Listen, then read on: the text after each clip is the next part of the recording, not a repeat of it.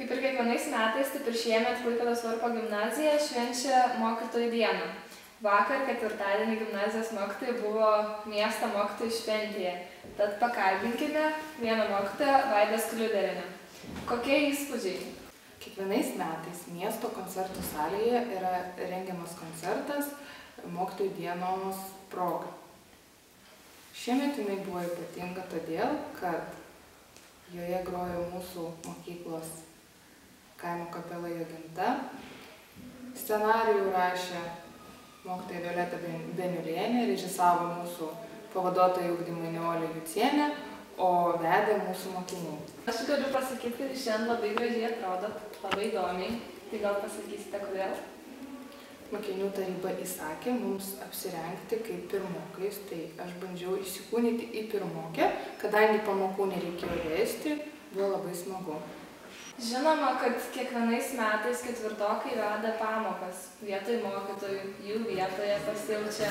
Ar senai ši tradicija yra gimnazijoje? Šitoje mokykloje dirbu jau 8 metai, kai tai jau šita tradicija jau buvo. Kažkur buvo prapuolus, bet jinai vėl atgijo ir yra labai smagu. Be to, mūsų gimnazijoje mokytojų diena minima ne tik tuo, kad pamokas veda mokiniai, bet jie mokytojus pasveikina gražių koncertų.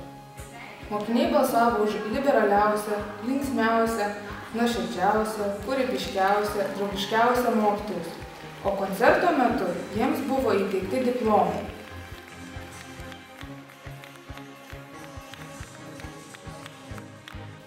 O teatro aktoriai suvaidino spektaklį apie tai, ar mokytojas mokiniui gali būti draugas.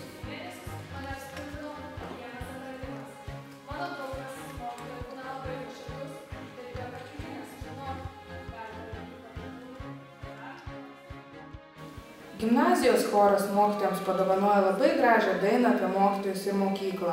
Tai tikrai turėjo suvirpinti visų mokytojų širdis ir priversti prisiminti tą jausmą, kai kažkada teko dainuoti savo mokytojams.